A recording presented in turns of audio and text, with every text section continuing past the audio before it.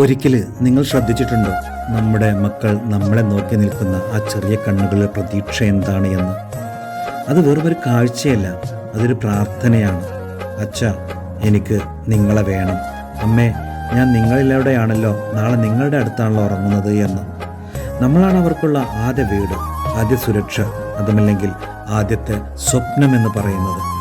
പക്ഷേ ജീവിതത്തിൻ്റെ വേഗത്തിൽ നാം ഓടുമ്പോഴേ പലപ്പോഴും അവർ പിന്നിൽ നിന്നുകൊണ്ട് നമ്മോട് ചോദിക്കാറുണ്ട് എപ്പോഴും, അല്ലേ, അച്ഛാ, ഇന്ന് എൻ്റെ കൂടെ കിടക്കാൻ നിങ്ങൾ വരില്ലേ എന്ന്. അമ്മേ, നാളെ നിങ്ങളെനിക്ക് കഥ പറഞ്ഞു തരുമോ എന്ന്. ഈ ചോദ്യം വലിയതൊന്നുമല്ലെന്ന് നമുക്ക് തോന്നാം, പക്ഷേ അതിൻ്റെ പിൻവശം ഒരു പൊട്ടുന്ന ഹൃദയത്തിൻ്റെ ശബ്ദമുണ്ട് എന്നുള്ളതാണ്.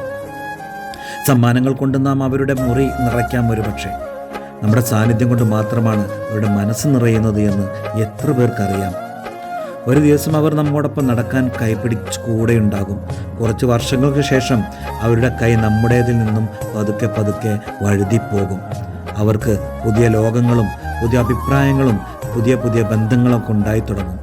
അന്ന് നാം മനസ്സിലാക്കും, ഇന്ന് ഞാൻ നൽകേണ്ടിയിരുന്ന നിമിഷങ്ങളെല്ലാം തന്നെ ഞാൻ അവർക്ക് നഷ്ടപ്പെടുത്തി എന്ന്. ജീവിതത്തിൻ്റെ യഥാർത്ഥ ട്രാജഡി എന്താണെന്നറിയോ നിങ്ങൾക്ക്? വളർന്നു പോയ മക്കളെ നോക്കി നാം ചിരിച്ചു ചോദിക്കുമ്പോൾ, നിനക്ക് എനിക്ക് സമയമുണ്ടോ മോളെ അല്ലെങ്കിൽ മോനെ എന്ന് നമ്മൾ ചോദിക്കും. അവർ മറുപടി പറയാൻ എന്താണെന്നറിയോ? അച്ഛാ, എനിക്ക് മീറ്റിംഗ് കൊണ്ടിട്ടോ എന്ന്. അമ്മേ, ഞാൻ ഫ്രണ്ട്സിനോടൊപ്പമാണ് ഇന്ന് എന്ന്. അത് അവരുടെ തെറ്റൊന്നുമല്ല, അവർ ഒരിക്കൽ തിരക്കിലായിരുന്നു, നമ്മളൊരിക്കൽ തിരക്കിലായിരുന്നു. മക്കൾക്ക് വേണ്ടി സമ്മാനങ്ങൾ വേണ്ട, വലിയ വലിയ സമ്മാനങ്ങളൊന്നുമല്ല വേണ്ടത്.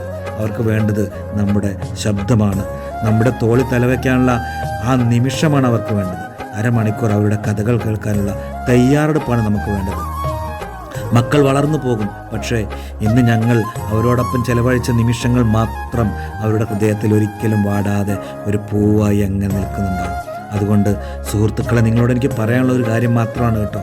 ഒരു കാര്യം നമുക്ക് വാഗ്ദാനം ചെയ്യാം, ഇന്ന് തന്നെ യാതൊരു വിലപിടിപ്പുള്ള സമ്മാനത്തെക്കാളും വിലയേറിയത് നമ്മുടെ സാന്നിധ്യമാണ് എന്നുള്ളത്.